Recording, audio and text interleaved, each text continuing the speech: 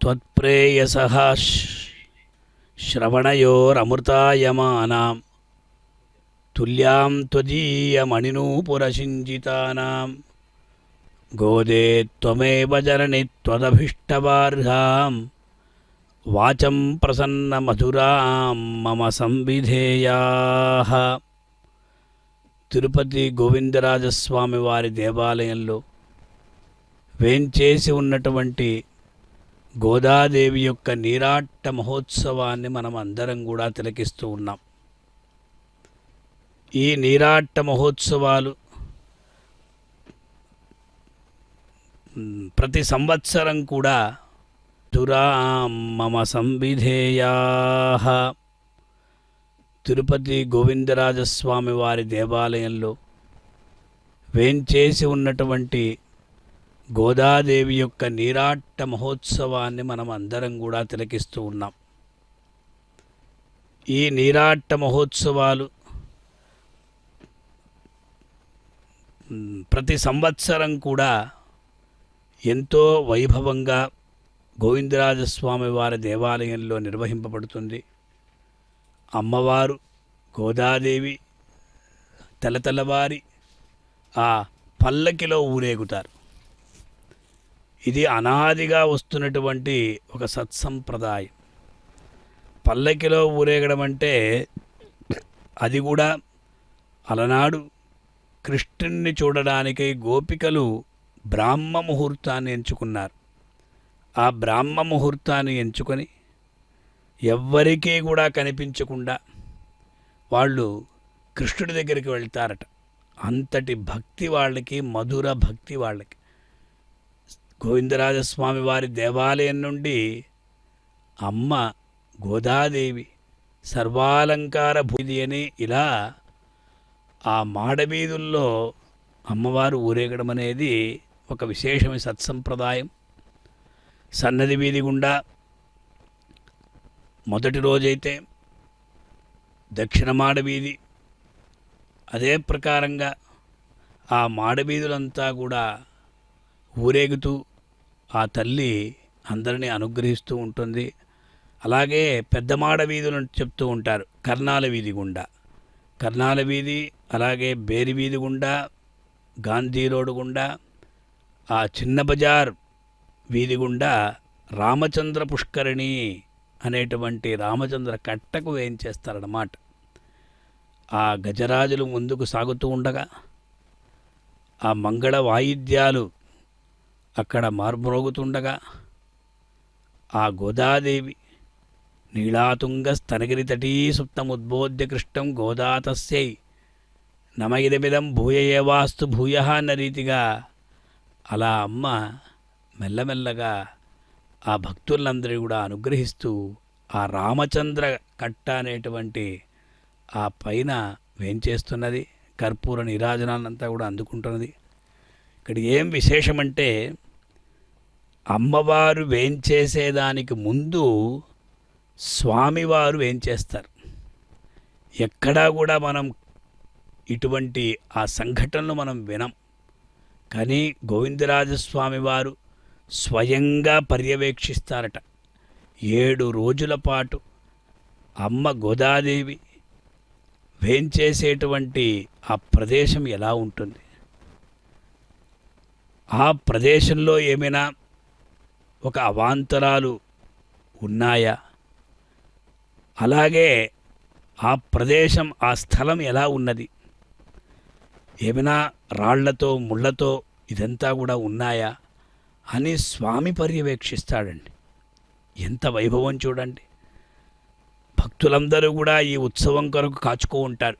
ఎప్పుడెప్పుడు ఆ కట్ట మీద ఆ గోదాదేవి వేంచేస్తుంది, మనమందరం కూడా గోదాదేవి యొక్క దర్శనం ఎప్పుడు చేసుకుంటాము అని అందరూ కూడా అక్కడ సిద్ధంగా ఉంటారన్నమాట. ఆ అమ్మవారికి విశేషంగా స్నపన తిరుమంజనం అంతా చేస్తారండి. వెచ్చటి నీళ్లతో ఆహా అద్భుతమైనటువంటి దివ్యమంగళ విగ్రహం అండి. భగవద్ రామానుజాచార్యుల వారి చేత ప్రతిష్టాపితం చేయబడిన విగ్రహం అండి. అలా అర్చకులు అమ్మవారి యొక్క దివ్యమంగళ విగ్రహాన్ని అలా ఆనందంతో వాళ్ళు చేస్తూ ఉంటారు. అటువంటి భగవంతుడు సాక్షాత్తు పర్యవేక్షించి ఆ గోదాదేవి అక్కడ వేంచేస్తుందంటే ఎంత వైభవం. లోకంలో కూడా సృష్టి స్థితి లయాదులు చెయ్యాలనుకున్నా కూడా భగవంతుడు అమ్మవారిని చూస్తాడట. ఇదే శ్రీ సంప్రదాయం, ఇదే వైష్ణవ సంప్రదాయం. యస్యాహ వీక్ష్యముఖం తదింగితపరాధీన విధత్తే అఖిలమన్నారంటే, అంటే స్వామి అలా ఒక్కసారి అమ్మని చూస్తారట. ఆవిడ యొక్క అనుమతిని గైకొని స్వామి సృష్టి స్థితి లయాదులు చేస్తాడట. అదే ప్రకారం ఇక్కడ కూడా అలా గోవిందరాజస్వామివారు గోదాదేవి కొరకు ఆయన ముందు రోజు బయలుదేరి వస్తాడు. పల్లకిలో వస్తారు ఆయన కూడా. ఎందుకంటే ఆ పల్లకి ఎలా ఉందని చూడాలట. అది అమ్మకి ఎటువంటి ఒక అవాంఛనీయ సంఘటనలు కాకుండా ఆ పల్లకి గట్టిగా ఉందా లేదా అని ఆ పల్లకిలోనే దంతపల్లకిలోనే భగవంతుడు వేయించేస్తాడండి. ఇది ఎంత వైభవం అండి, ఇంకా ఎక్కడా కూడా మనం చూడం. స్వామి కొరకు మనం చేస్తూ ఉంటాం. உந்தன்னோடு தோமேயாவோம் உனக்கு நாம செய்வோம் மத்தனங்காமங்கள் மாத்தேலோர் வங்க கடல் கடைந்த மாதவனை கேதவனை திங்கள் திருமுகத்து செயலையார் சென்னிரஞ்சேம் அங்கப்பறை கொண்ட வார்த்தை அணிபுதுவை பைங்கமலம் பட்டர்விரான் சங்க தமிழ் மாலை 30 தப்பாமே எங்கு பரிசுரைப்பார் 2 மால்வரை தோல் செங்கன் திருமுகத்து செல்வ திருமாலால் எங்கும் திருவருள் பெற்றேம் என்பொருவர் வங்க கடல் கடைந்த மாதவனை கேதவனை திங்கள் திருமுகத்து செயலையார் சென்னிரஞ்சேம் அங்கப்பறை கொண்ட வார்த்தை பைங்கமல தந்தரையில் பட்டர்விரான் சங்க தமிழ் மாலை 30 தப்பாமே இங்கு பரிசுரைப்பார் 2 மால்வரை திருமுகத்து செல்வ திருமாலால் எங்கும் திருவருள் பெற்றேம் இன்புருவரன்பா மாரிமலை முழஞ்சில் மண்ணு கிடந்துறங்கும் சீரிய சிங்கம் அறிவுத்து தீவிழித்து வேரி மயிர் பொங்க எப்பாடும் பேர்ந்துதறி மூறு நிமிர்ந்து முழங்கே புறப்பட்டு போதருமா போலே நீ பூவை பூவண்ணாம் உன் கோவில் என்னும் இங்கனே போந்தருளே கோப்புடைய சிறிய சிங்காசன திருந்து யாம் வந்த காரியம் அருளேலோர் என்பாவாய் கோவிந்தன் வாழுமோர் சோதி மணிமாடம் தோன்னுமோர் நீதியால் நல்லவன் அருவாளுமோர் நான் மறைகளோதுமோர் வில்லிபுத்தூர் வேதக்கோணு பாதகங்கள் தீர்க்கும் பரமனடி காட்டும் வேதமனைத்துக்கும் வித்தாகும் கோதை தமிழ் 5 அறியாத மானிடரே வையம் சுமப்பதுவும் சர்வதேச தசாகாலே அவ்யாயுத பராக்கிரமம் ராமானுஜார்ய திவ்யாம் வர்த்ததாம் அபிவர்த்ததாம் ராமானுஜார்ய திவ்யாம் प्रतिभासुलमुज्ज्वलां तिगन्धव्याहिनी भूयां साहिलोकदर्शनीं श्रीमन् श्रीरङ्ग श्रियमणभद्रुवाम् अनुदिनं संवर्धयां श्रीमन् श्रीरङ्ग श्रियमणभद्रुवाम् अनुदिनं संवर्धयां नमः श्रीशैलनाथाय कुन्दे नगर जर्मने प्रसादरद्द परमव्याप्य कैङ्कर्यजालिने श्रीशैलसदया पात्रम् त्यादिगुणार्णवं यदेन्द्रप्रवणं वन्दे रम्यजा माधरं मुनिं वालितिरुवा मुनिपिल्लै மாதகவாழ்வாழும் மணவாள மாமுனிவன் வாழியவன் மாறந்திருவாய் மொழிப் பொருளை மாநிலத்தோர் செய்யதா மறைத்தாளினை வாழியே சேனை வாழே திருநாபி வாழியே துயமார்பும் புரிநூலும் சுந்தர திருத்தோழினை வாழியே கையமேந்திய முக்கோலும் கருணை பொங்கிய கண்ணினை வாழியே பொயிலாத மணவாள மாமுனி புந்தி வாழே அடியார்கள் வாழ அரங்க நகர் வாழ சடகோபன் தந்த விண்ணூல் வாழ கடல் சூழ்ந்த மண்ணுலகம் வாழ மணவாள மாமுனியே திருவாடே பூரத்து ஜகத்துதித்தால் வாழியே திருப்பாவை 30 செப்பினால் வாழியே பெரியாழ்வார் பெற்றெடு பெண் பிள்ளை வாழியே பெரும்போதோர் மாமுனிக்கு பின்னானான் வாழியே 143 தாழ்வாழியே மறுவாரும் திருமல்லி வளனாலி வாழியே வன்புதுவை நகர்கோதை மலர்பதங்கள் வாழியே.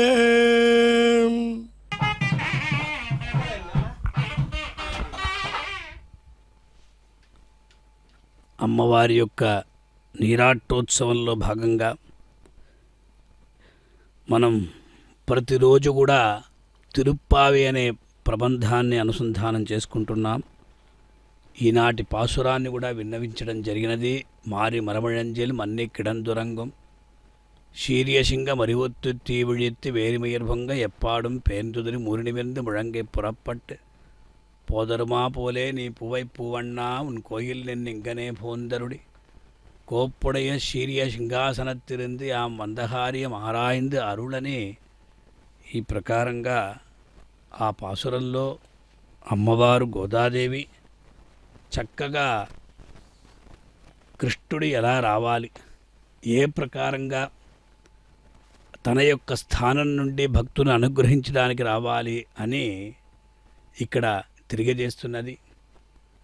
ఆ రామచంద్ర కట్ట మీద తెల్లవారి వచ్చిన తరువాత అమ్మవారికి విశేషంగా ఆ నీరాటం జరిగిన తరువాత అక్కడే ఆవిడ తపస్సు చేస్తుందట.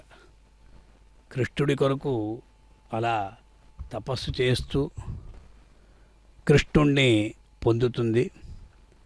అటువంటి దివ్యమైనటువంటి ఒక ఉత్సవం తిరుపతి గోవిందరాజస్వామి వారి దేవాలయంలో ఉన్నటువంటి గోదమ్మకు జరుగుతుంది. ఎంత అమూల్యమైనటువంటి ఆభరణాల్ని అమ్మ ధరించి, గోదాదేవి ధరించి అచ్చటి నుండి బయలుదేరింది. గోదా అంటేనే కోదై అని ఆలనాడు విష్ణుచిత్తుల వారి యొక్క నందనోద్యానవనంలో లభించినటువంటి గోదాదేవి కర్కటే పూర్వఫల్గుణ్యాం తులసీ కాననోద్భవాం పాండే విశ్వంభరాం గోదాం వందే శ్రీరంగనాయకీమన్న రీతిగా ఆ అమ్మవారి యొక్క అవతార రహస్యాన్ని తెలియజేస్తారు. భగవంతుడు శ్రీరంగనాథుడు, అలాగే ధన్వి నవ్యపురంలో శ్రీవిల్లిపుత్తూరులో అమ్మ అక్కడ తన చెలికత్తెలను అందరినీ కూడా పిలుచుకొని చక్కగా ఈ వ్రతాన్ని ఆచరించింది. వ్రతం సమాప్తమవుతున్నటువంటి ఆ సమయంలో 7 రోజుల పాటు గోదాదేవి చక్కటి ఒక తపస్సు చేసి, ఏదైనా కూడా తపస్సు చేత సాధ్యం కానటువంటిది ఏమీ లేదు. ఆ తపస్సు చేస్తూ సాయంకాలము అలా వీధులంతా తిరుగుతుందట. ఒక్కసారి తిరుపతి పరిసరంలో మనం చూస్తే ఆయా మిట్ట వీధి, కొత్త వీధి, గంగుండ్రా మండపం వీధి, ఇలా ఆ వీధుల్లో అంతా తిరుగుతూ కృష్ణుడెక్కడ ఉన్నాడు అని చూస్తుందట అమ్మ గోదాదేవి. కృష్ణుడి కొరకు వెతుకుతుంది అంటారు. అటువంటి ఆ గోదాదేవి యొక్క దివ్యమైనటువంటి ఆ దర్శనం, అలాగే విమాన దర్శనం మనం చేసుకుంటూ ఉన్నాం. రాములవారి వీధి గుండా రాములవారి సన్నిధిలో అలా వేంచేసి అచ్చట ఉన్నటువంటి వాళ్ళందరినీ కూడా అనుగ్రహిస్తూ గోదమ్మ మనల్ని విశేషంగా కటాక్షిస్తూ ఉంటుంది. తిరుప్పావి అనే ప్రబంధానికి వస్తే, ఆ తిరుప్పావి ప్రబంధంలో అంతటా కూడా నామ సంకీర్తనాన్ని చెప్పింది. ముఖ్యంగా ఈ కలియుగంలో నామ సంకీర్తనమే ప్రధానమనేటువంటి విషయాన్ని గోదమ్మ తెలియజేసింది. కలవు సంకీర్త్య కేశవమన్నారు, కలియుగంలో నామ సంకీర్తనమే ప్రధానమన్నారు. అటువంటి నామ సంకీర్తన వైభవాన్ని తెలియజేసినటువంటి ఘనత ఈ గోదమ్మకే ఉన్నది. 12 ఆళ్వారులు కలవు కలు భవిష్యంతి నారాయణ పరాయణా క్వచిత్ క్వచిన్ మహాభాగా ద్రమిడేషు చ భూరిశః తామ్రపర్ణీ నదీయత్ర కృతమాలా పయస్విని కావేరీ చ మహాభాగా ప్రతీచీ చ మహానది అన్న రీతిగా 12 ఆళ్వారులు భగవంతుని యొక్క ఆయుధ ఆభరణ అంశాలు ఇక్కడ ఆళ్వారులుగా దేవదేవుడే అవతరింపచేశాడు. 11 ఆళ్వారుల యొక్క భక్తి శరణాగతి తత్వాలను పుణికిపుచ్చుకున్నటువంటి మహనీయురాలు గోదాదేవి. చిన్ననాటి నుండే మంచి ఆ భక్తినంతా కూడా వృద్ధి చేసుకున్నది. అటువంటి ఆ గోదమ్మ అందరికీ కూడా భక్తి సామ్రాజ్యంలో అందరినీ తీసుకోవాలనుకున్నది. కృష్ణ సంశ్లేషాన్ని అభిలషించింది గోదాదేవి. ధనుర్మాస వ్రతాన్ని ఆచరించడం చేత తనకు పెద్ద ప్రయోజనం లేకపోయినా కూడా లోకమంతా సుభిక్షంగా ఉంటుంది. అదే ఆవిడ కోరుకున్నది. ఓంగి ఉలహళంద ఉత్తమన్ పేర్పాడి நாங்கள் நம் பாவைக்கு சாத்தி நீராடினால் தீங்கின் நாடெல்லாம் திங்கள் மாறி பெய்து ஓங்கு பெரும் சன்னல் ஊடு கயலுகள பூங்குவளைப் போதில் பொறிவண்டு கண்படுப்ப தேங்காதே புக்கிருந்து சீர்த்த முலபத்தி வாங்க குடன் நிறைக்கும் வள்ளல் பெரும்பசுக்கள் நீங்காத செல்வம் நிறைந்து అని గోదాదేవి కోరుకున్నది. ఈ మార్గశీర్ష వ్రతం అనేది లోకక్షేమం కొరకే అని. ముమ్మారిపోయింది అని చెప్పినప్పుడు నెలకు 3 వానలు కురియాలి. ఒక వానేమో బ్రాహ్మణుడి కొరకు, రెండవ వానేమో రాజు కొరకు, మూడవ వానేమో పతివ్రతా స్త్రీ కొరకు. కనుక ఈ అంటే నెలకు 3 వానలు కురియాలంటే బ్రాహ్మణులు చక్కగా అగ్నిహోత్రాదులు ఈ అనుష్ఠానాన్ని కలిగి ఉండాలి. దాని కొరకు ఒక వర్షం అన్నమాట. రాజులు చక్కగా రాజ్యాన్ని పరిపాలించాలి. ప్రజలంతా సుఖ సంతోషాలతో ఉండాలి. అప్పుడు దాని కొరకు ఒక వర్షం. అలాగే 3వ వర్షం అనేది పతివ్రతా స్త్రీ కొరకు. ఆ పాతివ్రత్య ధర్మాన్ని వాళ్ళు ఆచరిస్తూ ఉంటే వారి కొరకు ఒక అద్భుతమైనటువంటి ఒక వర్షం కురుస్తుందండి. ఇదే గోదాదేవి మార్గశీర్ష స్నానం. దాని కొరకు అందరినీ కూడా పిలిపించుకున్నది. అందరూ కూడా ఆ దేవదేవుని యొక్క కృష్ణుడి యొక్క భవనానికి వెళ్ళారు. గోదాదేవి భవనం చెప్పలేదు, నందగోపురుడియ కోయిల్ కాప్పానే అని చెప్పినది. అంటే నందగోపుడు ఎవరు అంటే కృష్ణుడి యొక్క తండ్రి మనం అనుకుంటున్నాం. అదే మనకు పురాణం చెప్తుంది. అందులో ఉన్నటువంటి అంతరార్థం ఏమిటి అంటే నందం గోపయతీతి నందగోప అన్నారు. అంటే నందుడు ఎవరు అంటే సాక్షాత్ కృష్ణుడు. ఆ కృష్ణుణ్ణి శ్రీమన్నారాయణుణ్ణి ఇక్కడ రక్షిస్తున్నాడు ఎవరు అంటే నందగోపుడు. ఎందుకొరకు? కంసుని దగ్గర నుండి రక్షణ.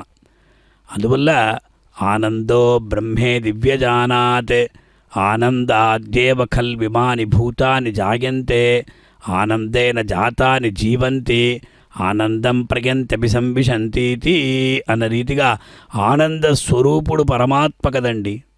అందువల్ల ఆనంద స్వరూపుడైనటువంటి జ్ఞానానందమయం దేవం అని చెప్పిన రీతిగా ఆనంద స్వరూపుడైనటువంటి భగవంతుణ్ణి ఇచ్చట కాపాడేటువంటి ఒక బాధ్యతను స్వీకరించాడు. అందువల్ల కూరువేల్ కొడుంతుళిలన్ నందగోపన్ కుమరన్ అని గోదాదేవి చెప్పుకున్నది కదా.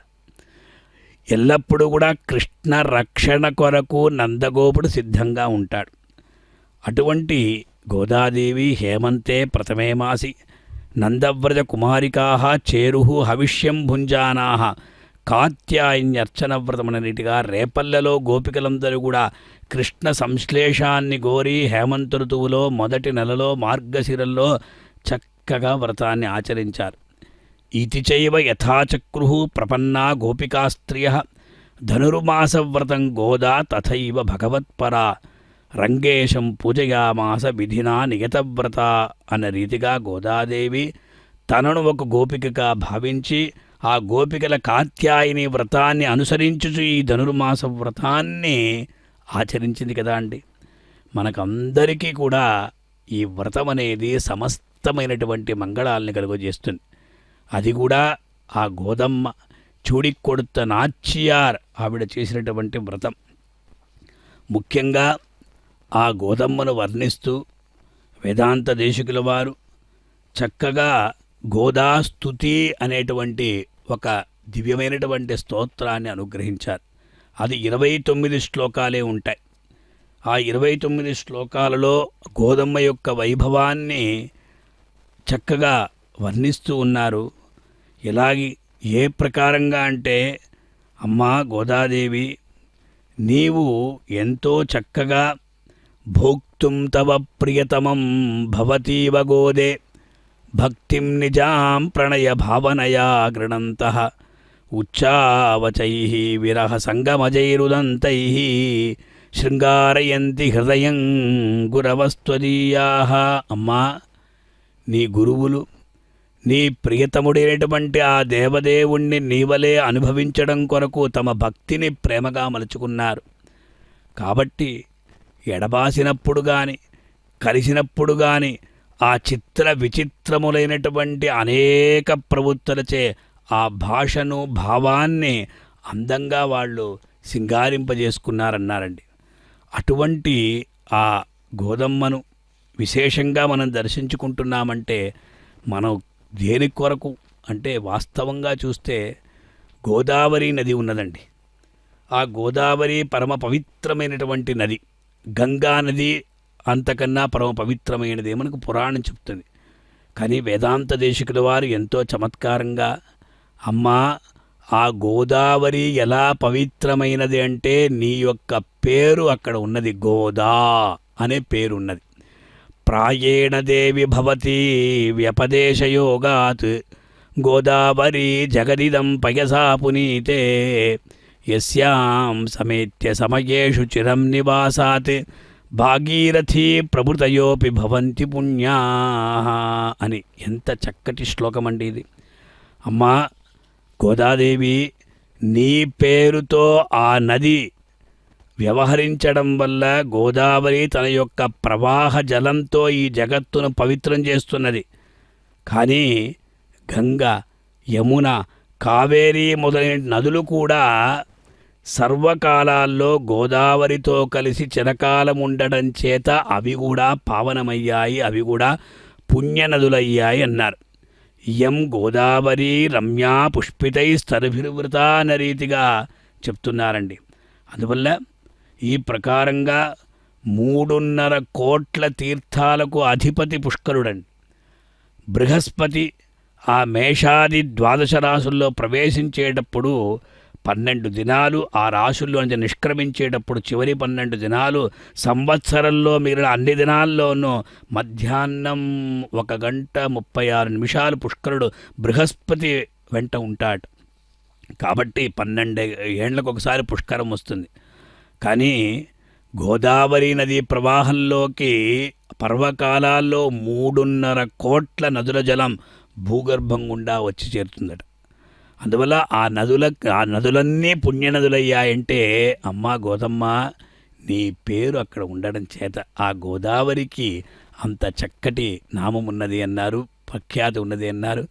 గోవిందరాజస్వామి వారి దేవాలయం అమ్మవారు అలా ప్రాకార ప్రదక్షిణం చేసుకుంటూ అచ్చట అందరినీ కూడా అనుగ్రహిస్తూ అలా మెల్లమెల్లగా యథాస్థానానికి చేరుకుంటున్నది. తెల్లవారి 5 గంటల ప్రాంతంలో ముసుగేసుకొని ఆ చక్కటి ఆ పల్లకిలో వేంచేసి సర్వాలంకార భూషితురాలై అలా మాడవీధిలో ఉన్నటువంటి అందరినీ కూడా అనుగ్రహించి రామచంద్ర కట్టకు అక్కడ విచ్చేసి ఏకాంతంగా తిరుమంజనంతా కూడా జరిపించుకొని కైంకర్యాన్ని జరిపించుకొని తిరుప్పావి షాత్పరునంతా ఇచ్చేసుకొని అలా సాయంకాలము ఇలా అంటే తెల్లవారి పల్లకిలో వెళ్తుంది, సాయంకాలం తిరుచిలో వస్తుంది. కారణం ఏమిటంటే ఆయా అక్కడక్కడ కూడా వెళ్ళి ఎలా ఉన్నారు, కృష్ణుడెక్కడ ఉన్నాడని చూస్తుందట. అందువల్ల పరికించి చూడడం ఆవిడ యొక్క కర్తవ్యం. అద్భుతమైనటువంటి ఉత్సవం ఇది. నదుల్లో లోకులు అంటే నదీ స్నానం వల్ల పరిశుద్ధులవుతారు. వారి పాపాలంతా కూడా నదులకు అంటుకోవడం చేత నదులు తమ యొక్క మహిమను కోల్పోయి కొంచెం కలుషితమవుతాయని చెప్తూ ఉంటారు. కానీ గంగ కూడా ఒకానొక సందర్భంలో కాకి రూపాన్ని స్వీకరించి, అంటే పాపం అంటే మచ్చ, నల్లదనం, ఇక్కడ కాకి రూపాన్ని ధరించి ఆ గంగ గోదావరికి వచ్చిందట. ఆ గోదావరిలో మునిగిందట. అప్పుడు కాకి రూపనను ఏతంచి గంగ దోగి అరుగుచుండే కాశికి రాజహంసమగుచు అని చెప్పిన రీతిగా మళ్ళీ కాకిగా వచ్చినటువంటి గంగ గోదావరిలో మునిగిన తర్వాత పాపాలంతా పోగొట్టుకొని కాశీ అంటే రాజహంసగా అచ్చడి నుంచి బయలుదేరింది అని చెప్తున్నారు. అలవ నన్నయ్య భట్టు గోదావరిని దక్షిణ గంగా అని వర్ణించాండి. ఏతావానస్య మహిమ అని చెప్పిన రీతిగా ఆవిడ యొక్క మహిమ ఇలా ఉంటుంది. గోదాదేవి పేరుతో గోదావరి నది వ్యవహరించటం చేత పుణ్యనదులకు అన్ని పుణ్యనదుల కన్నా కూడా ఒక అగ్రస్థానాన్ని అలంకరించి ఉన్నది అని చక్కగా వేదాంత తెలియజేస్తున్నారు. అలాగే ఆకూతస్య పరిష్క్రియామనుపమాసేచనం చక్షుషః ఆనందస్య పరంపరామనుగుణాం ఆరామశైలేషితుః తద్దోర్మధ్య కిరీటకోటిఘటితస్వోచ్ఛిష్టకస్తూరికా మాల్యామోద సమేధితాత్మవిభవాం గోదాముదారాం స్తుమః అని చక్కగా ఆ గోదాదేవి వెంకటగిరినాథుడైనటువంటి వెంకటేశ్వర స్వామి వారి యొక్క ఇష్టానికి అభీష్టానికి పరిష్కారం. ఆ స్వామివారి యొక్క నేత్రాలకి సాటిలేని తృప్తిని కలిగిస్తుంది. అందుకే గోవిందరాజ స్వామివారు అలా ముందు వేంచేశారు కదండి. అలా చేసి ఆ స్వామి వక్షస్థలం, కిరీటం, అగ్రభాగం ఆమె ముడుచుకొని తీసి ఇచ్చినటువంటి కస్తూరికా మాలికతో అలా అలంకరింపబడ్డాయి. ఆ మాలిక ఆమోదంతో ఏషహ్యేవ ఆనందయాతి అన్న రీతిగా ఆనందాన్ని అందరూ పొందుతున్నారు. కనుక మనమందరం కూడా ఈనాడు విశేషంగా ఆ నీరాట్టోత్సవంలో వేంచేసిన గోదాదేవిని దర్శించుకుంటాం. స్వోచ్ఛిష్ట మాలికాబంధ గంధబంధురజిష్టవే విష్ణుచిత్తతనూజాయై గోదాయై నిత్యమంగళం.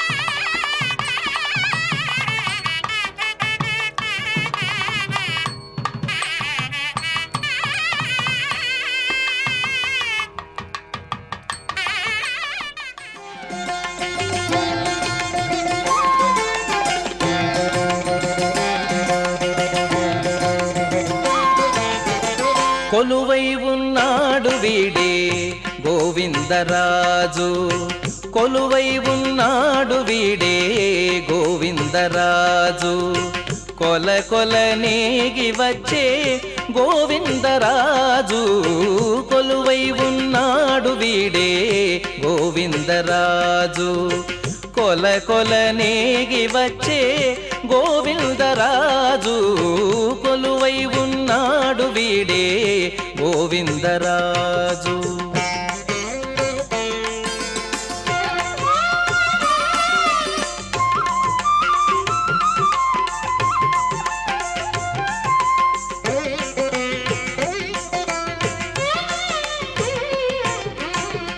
గొడుగుల నీడల గోవిందరాజు గుడిగొన్న పడగేల గోవిందరాజు గొడుగుల నీడల గోవిందరాజు గుడిగొన్న పడగేల గోవిందరాజు కుడి ఎడమ కాంతల గోవిందరాజు కుడి ఎడమ కాంతల గోవిందరాజు కొడిసాగే పౌజుల గోవిందరాజు కొడిసాగే పౌజుల గోవిందరాజు కొలువై ఉన్నాడు వీడే గోవిందరాజు కొల కొల నేగి వచ్చే గోవిందరాజు కొలువై ఉన్నాడు వీడే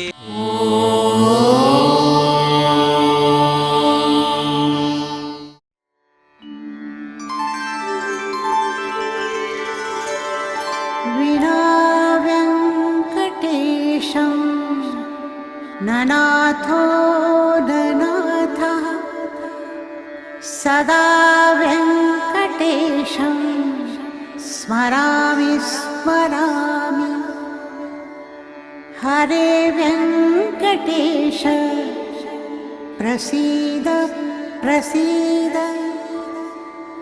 ప్రియం వెంకటేశ ప్రయచ్ఛ ప్రయచ్ఛ